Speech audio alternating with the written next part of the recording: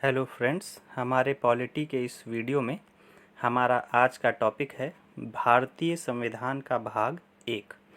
जैसा कि हम लोग जानते हैं कि भारतीय संविधान के मूल भाग में टोटल 22 भाग हैं और 12 अनुसूचियां हैं, ठीक है।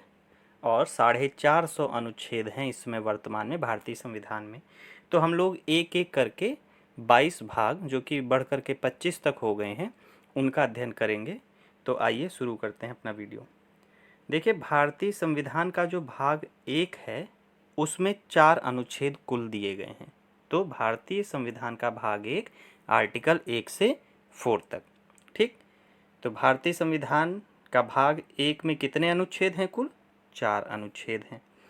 आगे अगर हम देखें तो भारतीय संविधान का जो भाग एक है वो किस चीज़ से संबंधित है, उसकी क्या विषय वस्तु है? तो उसकी विषय वस्तु है संघ एवं राज्य क्षेत्र। यानी कि भारतीय संविधान का भाग एक हमें क्या बताता है?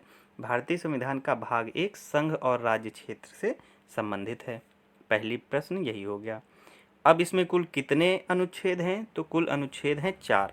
आर्टिकल 1, 2, 2A भी है जो कि निरसित या निरस्त हो चुका है, सिक्किम से संबंधित है वो, क्योंकि अब सिक्किम पूर्ण राज्य बन चुका है।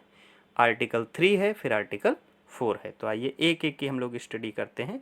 देखिए, आर्टिकल 4 क्या कहता है। प्रश्न पूछा गया है कि इंडिया अथवा भारत भारतीय संविधान में कहाँ पर दिया गया है? तो इंडिया अथवा भारत भारतीय संविधान के भाग एक के आर्टिकल 1 में कहा गया है कि इंडिया अर्थात भारत राज्यों का संघ होगा। क्या कहा गया है? राज्यों का संघ होगा, यानी कि छोटे छोटे राज्यों से मिलकर के एक संघ राज्य बनाएगा। यहाँ पर ध्यान देने वाली बात ये है कि भारत जो हमारा देश है ये विनाशी राज्यों का अविनाशी संघ है। देखिए, महत्वपूर्ण स्टेटमेंट है, भारत विनाशी राज्यों का अविनाशी संघ है। इस लाइन का क्या मतलब हुआ? विनाशी राज्य से मतलब हुआ कि भारत में जो राज्य हैं उनका विनाश करके किसी भी राज्य का उसकी सीमा बदल सकते हैं, उसका नाम बदल सकते हैं, उसकी भौगोलिक स्थिति में परिवर्तन कर सकते हैं। यानी राज्य का विनाश तो हो सकता है, परंतु वो राज्य संघ से अलग नहीं हो सकता है, यानी कि अविनाशी संघ है, ठीक है। तो भारत विनाशी राज्यों का अविनाशी संघ है। किसी भी राज्य को भारत से अलग होने की अनुमति नहीं है, उसकी सीमा और भौगोलिक परिवर्तन किया जा सकता है। लेकिन वहीं अमेरिका की अगर स्थिति देखें तो अमेरिका अविनाशी राज्यों का अविनाशी संघ है। यानी कि अगर ये अमेरिका बना तो उसमें इस समय में 50 राज्य थे और उनकी सीमा निर्धारित थी। तो अब इन 50 राज्यों की सीमा में किसी भी प्रकार का ना सीमा परिवर्तन किया जा सकता है, ना उनका नाम, यानी कि राज्य का विनाश नहीं किया जा सकता है। इसलिए अमेरिका अविनाशी राज्यों का अविनाशी संघ है, जबकि भारत विनाशी राज्यों का विनाशी संघ है। ये स्टेटमेंट महत्वपूर्ण है, ठीक है। अब आगे देखिए, संप्रभु राज्य। आपको पता है, हमारे संविधान के पहले वीडियो में मैंने बताया था संप्रभुता, गणराज्य, लोकतांत्रिक, इनके क्या अर्थ होते हैं। तो संप्रभु राज्य क्या है? संप्रभु वो राज्य है जिसका अपने देश के मामलों पर पूर्ण नियंत्रण हो, किसी विदेशी शक्ति के वो अधीन नहीं है। तो संप्रभु राज्य होने के कारण भारत अंतर्राष्ट्रीय कानून, यानी कि जो UN द्वारा बनाए हुए हों, के तहत किसी भी विदेशी क्षेत्रों का अधिग्रहण, यानी कि कोई भी विदेशी क्षेत्र जीत करके या संधि द्वारा पैक्ट करके उसका अधिग्रहण कर सकता है। जैसे भारत ने गोवा, क्योंकि पहले भारत का हिस्सा था लेकिन उस पर पुर्तगाल का कब्जा था, तो भारत ने जो गोवा है उसको पुर्तगालियों से जीता और जीत करके अपने राज्य में सम्मिलित किया अंतर्राष्ट्रीय कानून के तहत ही। तो ये भारत की अपनी संप्रभुता का प्रतीक है। अब अगर बात की जाए आर्टिकल 2 की, ठीक, आर्टिकल पहला क्या बताता है? भारत और उसका राज्य क्षेत्र।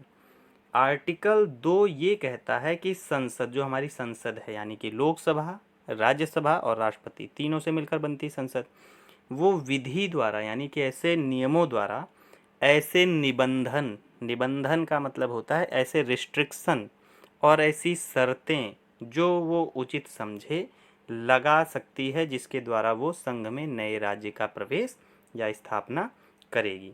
यानी कि आर्टिकल 2 ये बताता है कि संसद नए राज्य का प्रवेश या गठन करने की शक्ति रखती है, जिसके लिए वो जो चाहे रिस्ट्रिक्शन लगा सकती है और जो चाहे वो शर्तें रख सकती है कि नया राज्य इस शर्तों के अधीन होगा और ये क्राइटेरिया अगर फॉलो नहीं कर रहा है तो वो नए राज्य के रूप में गठित नहीं माना जाएगा। ठीक है, हमको ध्यान रखना है कि आर्टिकल 2 के तहत जो भी हम नया राज्य जीत कर शामिल करें या अपने राज्य का कोई हिस्सा किसी दूसरे देश को दे दें, वो संविधान संशोधन के तहत आर्टिकल 368 द्वारा विशेष बहुमत के द्वारा पास होना चाहिए। जबकि आगे बढ़ें और हम आर्टिकल 3 देखें तो आर्टिकल 3 महत्वपूर्ण है, क्योंकि आर्टिकल 3 के द्वारा अभी हाल ही में कई सारे परिवर्तन किए गए हैं। तो भारतीय संविधान का आर्टिकल या अनुच्छेद 3 ये बताता है कि राज्यों में पुनर्सीमा की क्या व्यवस्था है, यानी कि हम किसी भी राज्य का नाम परिवर्तन, उसकी भौगोलिक स्थिति परिवर्तन या फिर उसमें से कुछ क्षेत्र बढ़ाना या घटाना, जैसे उत्तर प्रदेश से कुछ 13 जिले अलग करके उत्तराखंड बना दिया गया। ठीक है, तो इस तरीके से आंध्र प्रदेश से अभी हाल ही में तेलंगाना बना दिया गया। तो राज्य के नाम या सीमा परिवर्तन ये आर्टिकल 3 के तहत आते हैं। जैसे जम्मू कश्मीर और लद्दाख में परिवर्तन किया गया, ये भी आर्टिकल 3 में आता है और ये साधारण बहुमत द्वारा किया जाता है। कैसे किया जाता है? साधारण बहुमत द्वारा किया जाता है। तो राज्य की ये जो सीमा या नाम परिवर्तन कर रहे हैं, इसके लिए 2 महत्वपूर्ण शर्तें भी हैं। ऐसे हम नहीं कर सकते हैं। वो महत्वपूर्ण शर्तें क्या हैं कि किसी भी राज्य का आर्टिकल 3 के तहत परिवर्तन करने से पूर्व हमको राष्ट्रपति से पूर्वानुमति लेनी पड़ेगी और संबंधित राज्य यानी जिसका हम नाम परिवर्तन कर रहे हैं उसके विधानमंडल में इस पर प्रस्ताव पर चर्चा करानी होगी। अब अगर वो चर्चा राष्ट्रपति के पास किसी सुझाव के रूप में आती है तो राष्ट्रपति महोदय उस मत को स्वीकार करने के लिए बाध्य नहीं है। वो चाहें तो सुझाव मानेंगे संबंधित राज्य का, चाहें तो नहीं भी मान सकते हैं। ठीक है, यानी कि अगर एक बार केंद्र ने चाह लिया, उसके पास बहुमत है, तो वो नाम या सीमा परिवर्तन कर सकता है। ठीक है, अब बचा आर्टिकल 4। चूँकि 4 ही आर्टिकल आते हैं भाग 1 में, तो आर्टिकल 4 क्या कहता है? इसमें यह बात घोषित की गई है कि नए राज्यों का गठन या प्रवेश यानी कि आर्टिकल 2 और नए राज्यों का निर्माण या उनके सीमा या नाम में परिवर्तन यानी कि आर्टिकल 3 को भारतीय संविधान के अनुच्छेद 368 के तहत संविधान संशोधन नहीं माना जाएगा। ये बात कौन कहता है? आर्टिकल 4। ये संविधान का आर्टिकल 4 कहता है कि आर्टिकल 2 या आर्टिकल 3 को संविधान संशोधन नहीं माना जाएगा। परंतु आगे विवाद होता है इस चीज़ पर। 1960 की एक बात है, बेरूबारी केस जाता है सुप्रीम कोर्ट के पास में। महत्वपूर्ण केस है इन री बेरूबारीवाद 1960। क्या था ये केस? इस केस में प्रश्न उठा कि क्या संसद अनुच्छेद 3 के तहत बेरूबारी संघ, जो कि उस समय में पश्चिम बंगाल का, ये बात है 1960 के आसपास की, पश्चिम बंगाल का हिस्सा था, क्या उसको किसी अन्य देश, किसको देने की बात हो रही थी? पाकिस्तान को देने की। दे सकती है भारतीय संसद की? नहीं, आर्टिकल 3 के तहत। तो उच्चतम न्यायालय ने कहा कि संसद को यह शक्ति प्राप्त नहीं है, यानी कि भारतीय संसद साधारण बहुमत से किसी भी भारतीय भूभाग को किसी दूसरे देश को नहीं दे सकती है। इसके लिए आर्टिकल 368 द्वारा संविधान संशोधन करना होगा। जबकि आर्टिकल 4 में क्या कहा गया था कि संविधान संशोधन नहीं माना जाएगा। लेकिन जब ये बेरूबारी केस गया तो इसमें ये कहा गया कि अगर हम आर्टिकल 2 के द्वारा किसी भी भूभाग को किसी विदेशी देश को देते हैं तो इसके लिए हमको आर्टिकल 368 यानी कि संविधान संशोधन करना पड़ेगा। और इसी के लिए 9वां संविधान संशोधन करना पड़ा। कब हुआ? 1960 में ही बेरूबारी राज्य किसको दे दिया गया? पाकिस्तान को दे दिया गया, पूर्वी पाकिस्तान को, जो कि अब बांग्लादेश के पास है। हाल ही में लेटेस्ट घटना देखी जाए तो 100वां संविधान संशोधन हुआ और भारत ने बांग्लादेश को अपना कुछ भूभाग दिया, बदले में उसे कुछ भूभाग प्रदान हुआ। तो ये 100वां संविधान संशोधन था। इसी समय अगर ध्यान दिया जाए तो जब भारत देश आज़ाद हुआ था तो भारत देश के आज़ादी के समय, हमारी आज़ादी के समय कुछ देसी रियासतें थीं जिनसे ये कहा गया कि या तो वो चाहे पाकिस्तान में सम्मिलित हों या भारत में सम्मिलित हों या फिर अपना स्वतंत्र अस्तित्व बनाए रखें।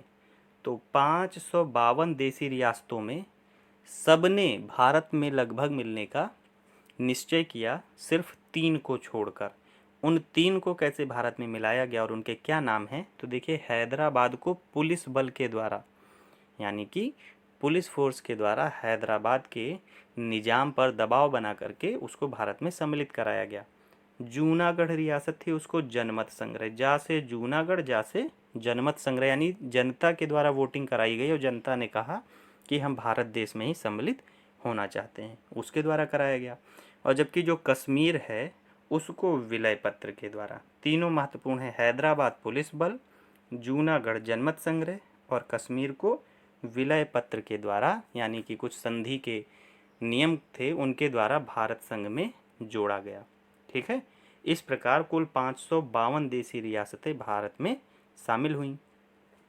अब जब ये सब भारत के राज्य बन गए तब उस समय में कुल 14 राज्य थे। कितने राज्य थे? 14, और लगभग 7 केंद्र शासित प्रदेश थे। ठीक, लेकिन धीरे धीरे राज्यों ने अपनी भाषा के आधार पर अलग होने के लिए दबाव बनाना शुरू किया और उसके लिए फिर कुछ समितियां बनी। उन समितियों में एक तो सबसे पहली समिति थी एस.के. धर आयोग, या इसी को धर समिति भी कहते हैं। एस.के. धर जो है इसके अध्यक्ष थे। इन्होंने क्या कहा कि भाषा के आधार पर जो राज्य के गठन की मांग है ये गलत है, खारिज कर दी गई। फिर फजल अली आयोग बना जिसमें के.एम. पणिक्कर इसके सदस्य थे और हृदय नारायण कुंजरू। कौन कौन? के.एम. पणिक्कर और हृदय नारायण कुंजरू, यानी कि पणिक्कर और कुंजरू इसके सदस्य थे। ठीक है, इसने भी क्या कहा, इस समिति ने भी कहा कि भाषाई आधार पर राज्यों का गठन गलत है, ऐसे देश में फूट होगी और भारत फिर से विभाजन की स्थिति में चला जाएगा। कुछ समय बाद जब भाषाई आधार पर राज्य को अलग करने की मांग जोर पकड़ती है और एक नेता पोट्टी श्री रामालू की 56 दिन के भूख हड़ताल के बाद मृत्यु हो जाती है, तब JVP समिति, जे मतलब जवाहरलाल नेहरू, वी मतलब वल्लभ भाई पटेल और पी मतलब पट्टाभी सीतारमैया।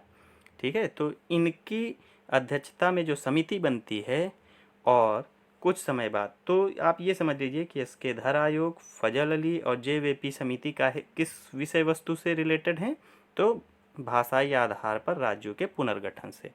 और जब ये मांग ज़्यादा जोर पकड़ती है और पोट्टी श्री रामालू की 56 दिन के भूख हड़ताल के बाद मृत्यु हो जाती है, तब आपका आंध्र प्रदेश, कौन? आंध्र प्रदेश भाषाई आधार पर अलग होने वाला सबसे पहला राज्य बनता है। कब बनता है?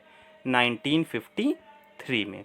इस प्रकार हम क्या देखते हैं कि धीरे धीरे भाषाई आधार पर कई राज्य अलग होने लगते हैं। ठीक है, और आज वर्तमान में भारत में 28 राज्य और 8 केंद्र शासित प्रदेश हैं। तो इस प्रकार हमारा भारतीय संविधान का भाग 1 पूरा हुआ। अगर आपको वीडियो अच्छी लग रही है तो फिर चैनल को लाइक और सब्सक्राइब जरूर करें। Thanks all of you.